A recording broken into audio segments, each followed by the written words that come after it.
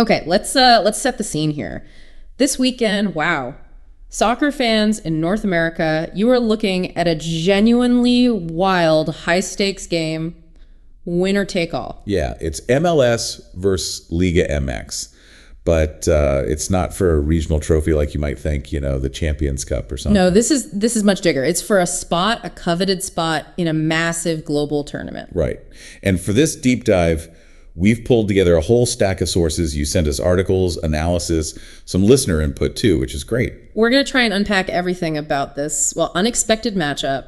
High pressure doesn't even begin to cover it. Exactly. Our mission really is to help you understand why this game is even happening now. It's kind of a bizarre setup. Yeah. And what's really at stake, beyond just the scoreline. Plus, who are the key players, the teams? And what the history tells us, specifically between these two clubs.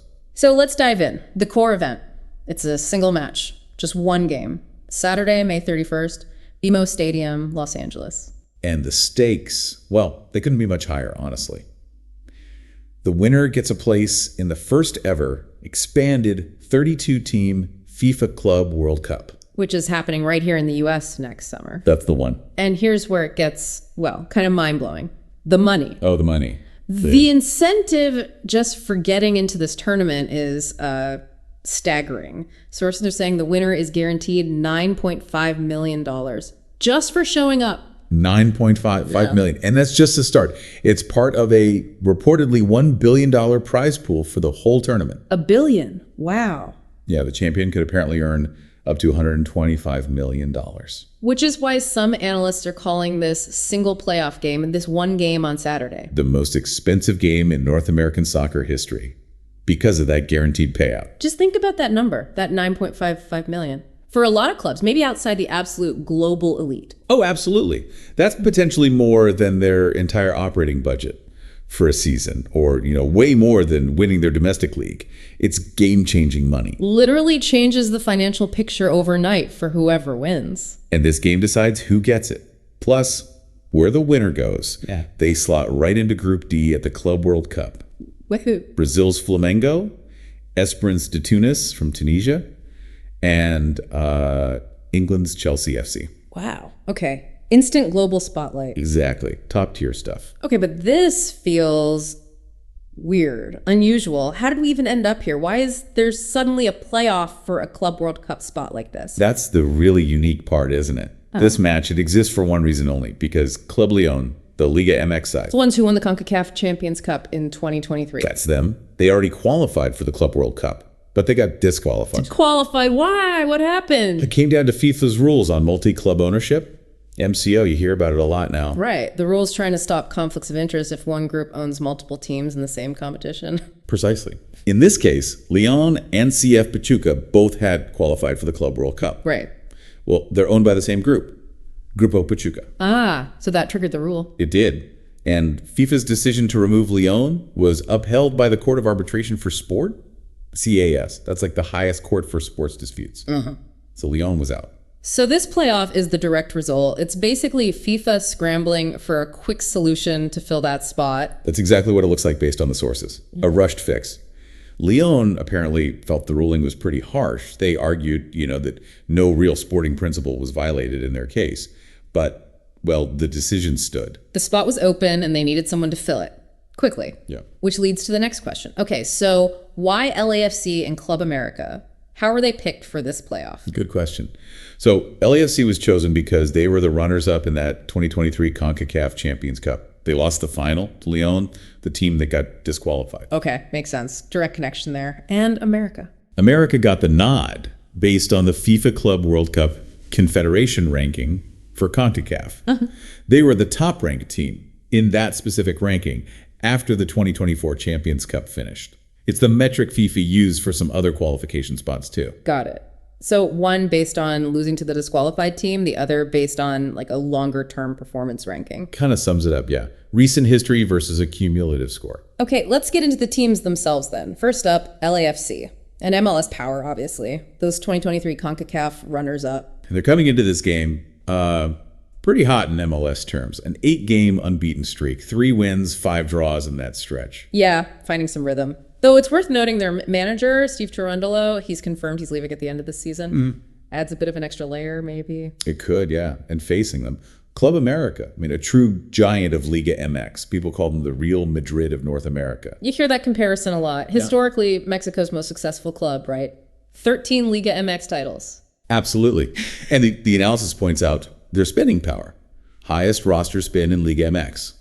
Reportedly more than double what LAFC spends on players each year. Wow, double. That translates into incredible depth, just talents stacked up across the board. Looking at their recent form, though, it's kind of interesting. America just lost the Liga MX Clausura final. They were going for a 4-peat, which would have been historic. Yeah, a tough loss for them.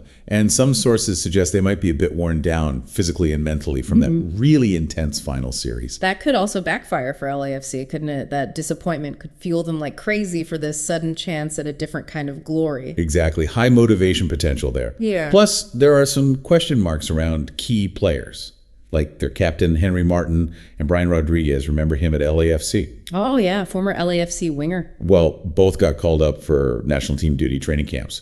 So their availability for this specific game might be uncertain. Okay, something to watch.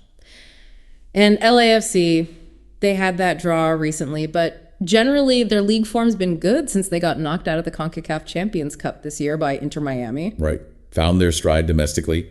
But even though they're playing at home, some analysts still see them as the underdogs here, just because of America's sheer talent level. Yeah. Speaking of home, that hosting decision, that's been a real talking point, hasn't it? It has. The games at LAFC's place, BMO Stadium, seats about 22,000. Sold out instantly, apparently. And FIFA said they had trouble finding a venue on short notice, right? Needed all the tech, VAR, goal line tech. Yeah, logistical challenges. And they tried to make the ticketing neutral, but let's be real, it's LA. It's LAFC's home turf. Definitely an advantage for them, but... LA also has a massive Club America fan base. Huge support throughout Southern California and the US. You can bet there will be a lot of yellow shirts in that stadium making noise. No doubt. It won't feel entirely like an away game for America. Not at all. And sources say America wasn't thrilled about it not being a neutral site or maybe a two-legged tie. So that could just add more fuel to their fire, you know? Could do. It's worth remembering LAFC's record against Mexican teams in these one-off home games in regional cups hasn't always been great. They've had some tough losses. True. But they did win their last big final at home, didn't they? The US Open Cup, recently enough. Yeah, they did. Different competition, obviously, but winning a trophy at home, that experience might count for something mentally. Absolutely. Okay, Q players. Who should you be watching? For LAFC, obviously, Dennis Bouanga. The 2023 MLS Golden Boot winner. Big game player. Yeah, he seems to show up in these moments. Yeah. And he's getting close to a club record for goal contributions overall, so he'll be central. Any younger guys to keep an eye on? Potentially, yeah. Nathan Ordaz, he's been starting up front, actually scored against America in that friendly a couple of years back, and maybe David Martinez gets some minutes. Huge stage for them if they do. And for Club America, you mentioned their depth. It's their biggest weapon, really. Sources literally say they could field a lineup where guys off the bench would be designated players in MLS. That's how deep they are. Wow. So specific names. Well, USMNT fans will know Alejandro Zendejas, the winger. Alvaro Fidalgo in midfield is crucial for them. Henry Martin, if he plays, is always a threat. Brian Rodriguez, again, if available. Victor Davila. The list goes on.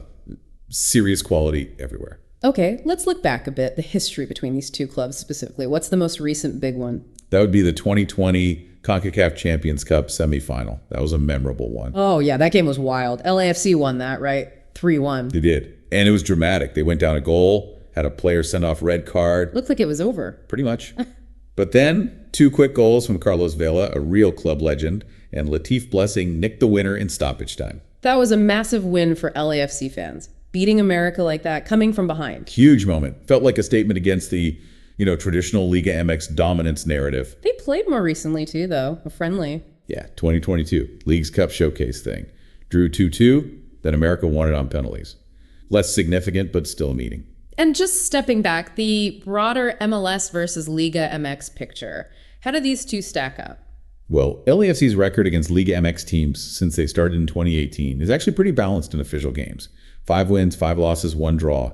They've actually outscored opponents 22-13 in those games. Interesting. And America versus MLS? Their overall record against MLS teams in competitive matches is 8 wins, 2 draws, 5 losses across 15 games. So historically, Liga MX still may be seen as having the edge, but LAFC holds their own, and America doesn't always run away with it against MLS sides. That seems fair. It's competitive, maybe leaning slightly based on history, but definitely competitive. And this match, it's jammed into a really packed soccer weekend, isn't it? Oh yeah, crazy weekend. Same day as the UEFA Champions League final in Europe, and the day before the next CONCACAF Champions Cup final. Does that timing affect things, like attention? Globally, maybe a little. But for viewers here in the US, the kickoff time is actually pretty good. It's late enough to be after the European final wraps up. Primetime viewing, really. Okay. Now, speaking of LAFC legends, like Vela in that 2020 game, there was some big news this week related to him, wasn't there? Adds another layer for LAFC fans. Yeah, big news. Carlos Vela formally announced his retirement from professional soccer just this week. Wow. End of an era for them. And the timing, right before this game. Exactly. And sources say he cited wanting to pursue family vacationing full time, which, fair enough. Can't argue with that. But it connects right back to this matchup, doesn't it? His performance in that 2020 semi against America was just immense, foundational for the club. Absolutely defining. Sources bring up so many memories. That incredible solo goal against San Jose, the Houdini goal. I remember that one. Unbelievable. His insane consistency scoring at home in 2019, like 15 out of 20 home games he scored in. The whole rivalry was Zlatan Ibrahimovic when Zlatan was in LA. And Vela having arguably the best ever MLS season while Zlatan was here. Right. And just the deep connection he built with the fans. Analysis calls him maybe the most important player in LAFC history. Yeah. Took a risk on an expansion team, built its identity, its fan base. You really get the sense reading about him, his impact went way beyond just the goals and assists, created moments, a bond. For sure. Rare kind of impact. Yeah. Enduring. So looking ahead now, the winner of this game on Saturday, what happens next for them? Straight into the deep end. They get that guaranteed spot in the 2025 Club World Cup next June. And their first game is already set. Yep. June 16th in Atlanta. Against Chelsea. Welcome to the big time. Wow. So they'll join the other MLS teams already in. Seattle Sounders, Inter Miami. Exactly. And potentially other Liga MX qualifiers like Monterrey and Pachuca. There'll be a strong CONCACAF contingent. And just a massive stage for the players involved, whichever team wins this playoff. Huge. Absolutely huge. For guys maybe not on the radar of the very biggest European clubs, this is a chance to shine on a global stage against world-famous teams. Massive opportunity. So wrapping this deep dive up, this game on Saturday, it really is more than just 90 minutes, isn't it? It's this unique mix of things. It really is. Its origin story, born from a disqualification, the absolutely massive financial stakes, the sporting prestige of the Club World Cup. The contrasting form of the teams, their history together, the whole home field dynamic, which isn't straightforward. Right. Plus, the context of the global calendar, and even the timing with the Villa retirement news for LAFC fans. It's a lot packed into one game.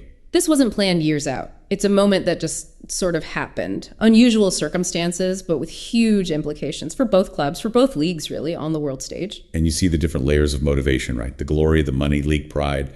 And for America, bouncing back from that final loss, maybe feeling a bit slighted by the hosting, it means something different, but something big to everyone involved. It really does. So this one-off match, product of a disqualification, winner take all for a global prize.